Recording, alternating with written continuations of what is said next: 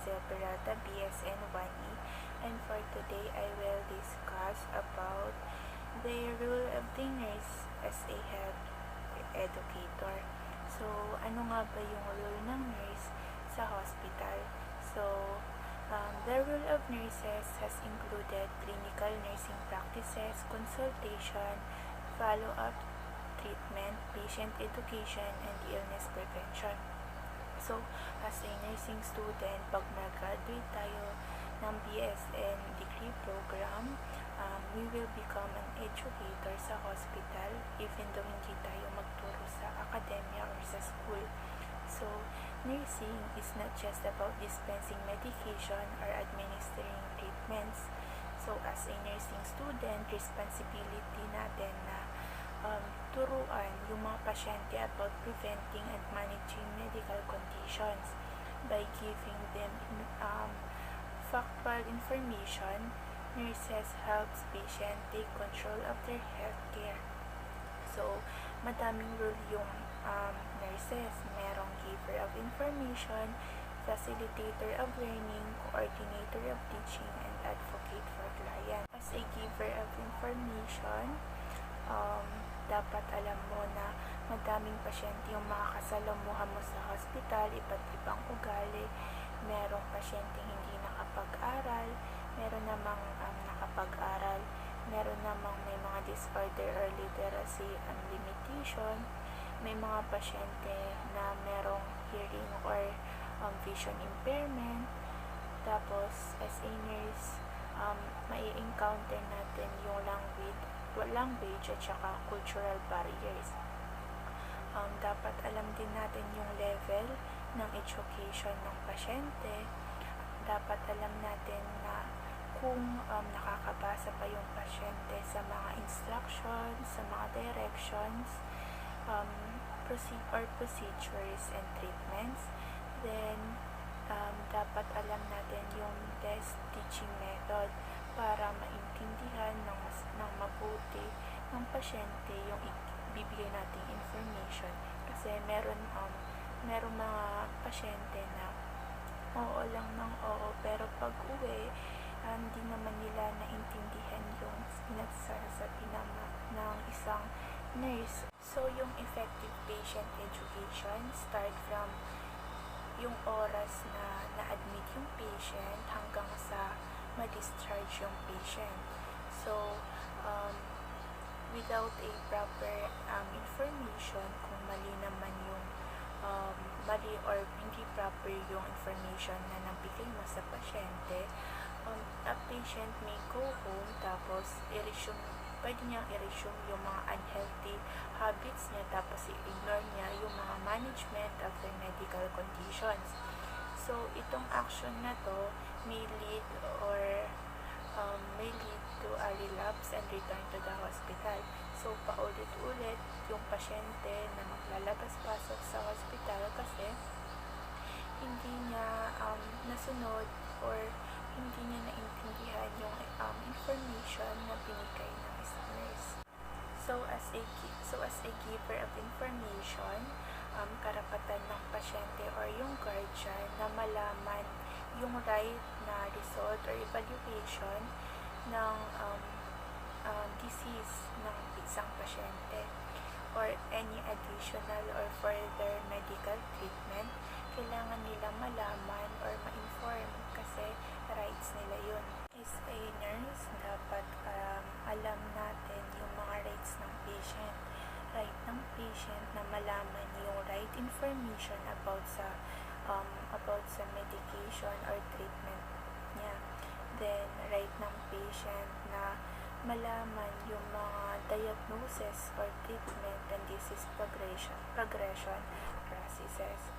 Then, rights din ng pasyente na malaman yung mga probable complications, treatment options, and participate in the ultimate treatment choosing.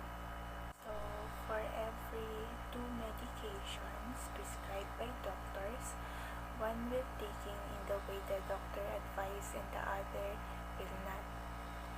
Medicine dosing errors such as taking medicine at the wrong time, taking too much or not taking enough mean a patient condition may fail to improve and could get worse.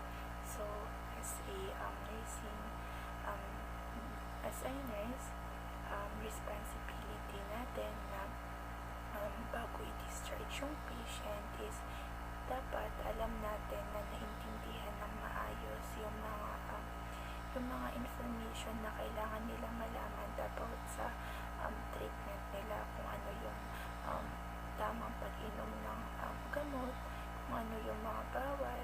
Kasi yung iba, sabi ko nga kanina, oo lang ng oo yung mga pasyente, tapos pag uwi is hindi naman nila naintindihan ng mabuti. So, yung kinalabasan dito is yung pasyente is babalik at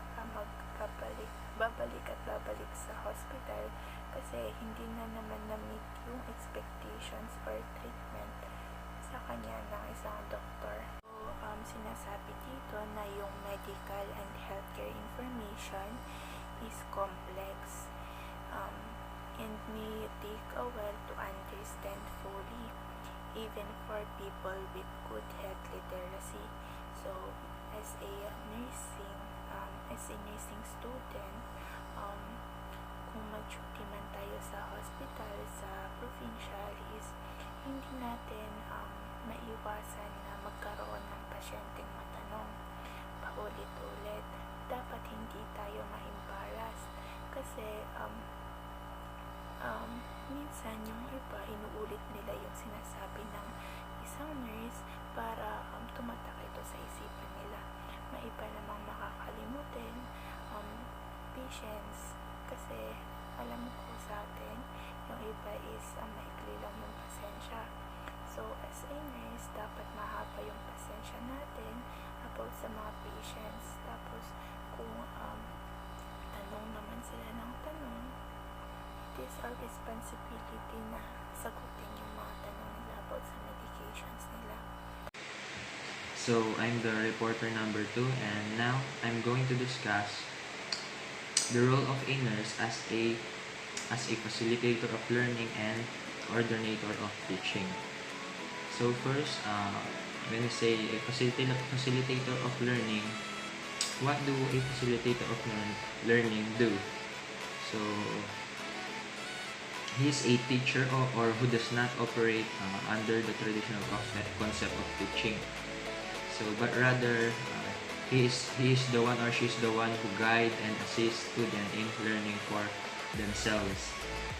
So, when we talk about the nurse educator, they are the nurse who combine their clinical experience and academic to train the students in nursing skills.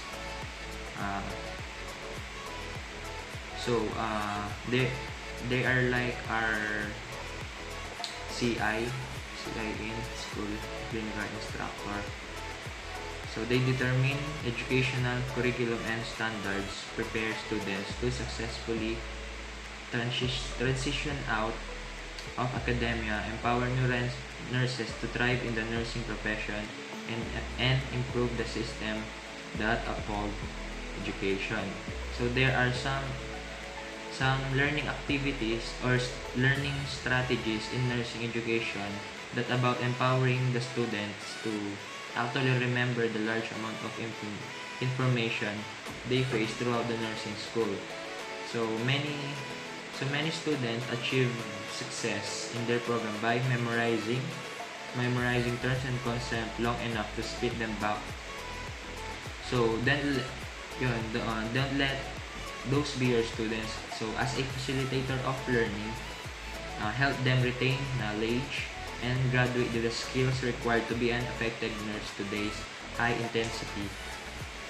So, in patient care settings through engaging in active learning strategy. So, when we say healthcare facilitator, sila yung counselor na nagpo-provide sa inyo ng confidential one-on-one assistance in resolving healthcare health plan issues.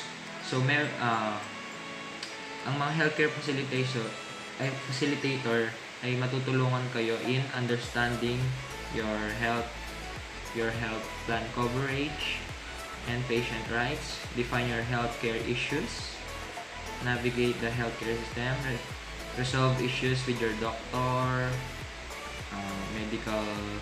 medical plan career, and understand how medical benefit coordinate with sponsored medical plans.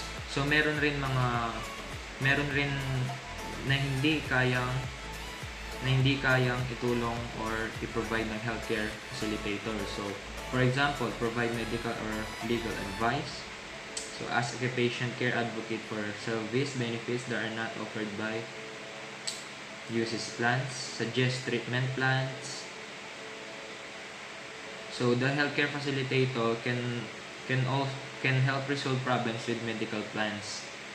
Doctors, yung mga yon, medical groups or providers, and with other coverage offered by the dental and visual plans. So if you need help resolving an issue with a UC plan, healthcare facilitator are the best one to call. So they will provide individual guidance, and if necessary, interact with the other medical plan human resources on your behalf. So yun nga, facilitator of learning, sila yung nag-guide ng mga gagawin mo ba as a nurse. So para sasabihin mo na kung ano yung mga nakakabuti sa kanila, i-promote mo yung you will advise them how to promote your health. So there are some ways to educate your patient. So as a facilitator as a nurse in facilitation of learning. So first, delegate more responsibilities to their support staff and be more focused on patient. So yon, you will only focus in his problem para ma-determine or analyze mo kung ano yung mga needs ng isang pasyente. So di rin natin maiiwasan yung reklamo nila. So kailangan maging may patience tayo and response and respect sa ating mga patients. So the next one I'll be discussing is the coordinator of teaching as a nurse. So what is a coordinator of teaching? So they are the one who delegate more responsibilities to their support staff and be more focused on the patient's education. So there are skills needed here in coordination of teaching. So first, the ability to teach and inspire others, maturity, excellent communication skill. So this is more important for you to communicate, to be a good communicator to your patients or clients.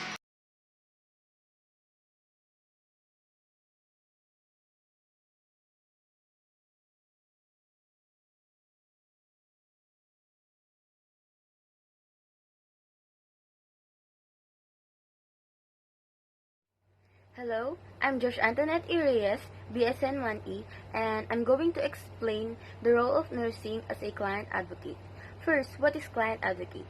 As an advocate, the nurse should defend the client's right to be treated equally without any harm, intentionally or unintentionally. Being advocate, the nurse should ensure that the client's needs are met and promoting what is best for the client.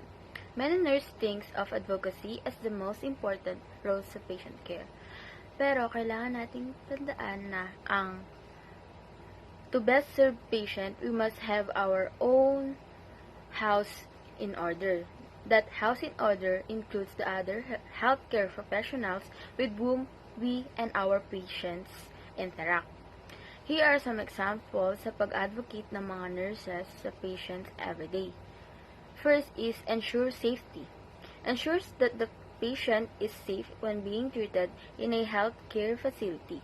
For example, is when a patient have a privacy while being treated and when they are discharged by communicating with case manager or social workers about the patient's needs for home health assistance after ma-discharge so that nakaka-arrange na ito before they go home.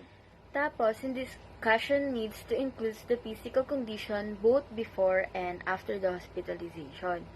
Details of the types of care that will be needed and kung yung discharge will be to a facility or home.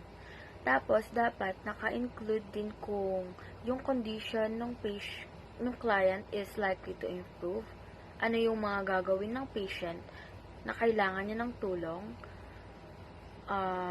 information on medication and diet, anong mga extra equipment na kailangan ng patient, such as wheelchair kung nahihirapan ang patient na tumayo or wala siyang energy para gawin ito, or oxygen kung ang patient ay nahihirapang huminga. Who will handle meal preparation, transportation and chores, and possibly referral to home care services. Second is give patient a voice.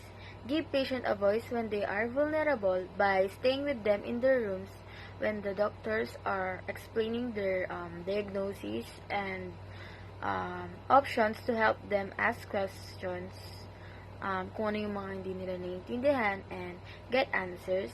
Tapos, para i-translate yung mga medical terms na hindi nila naiintindihan. Third is educate. Educate patients on how to manage their current or chronic conditions para ma-improve ang quality ng kanilang daily lives.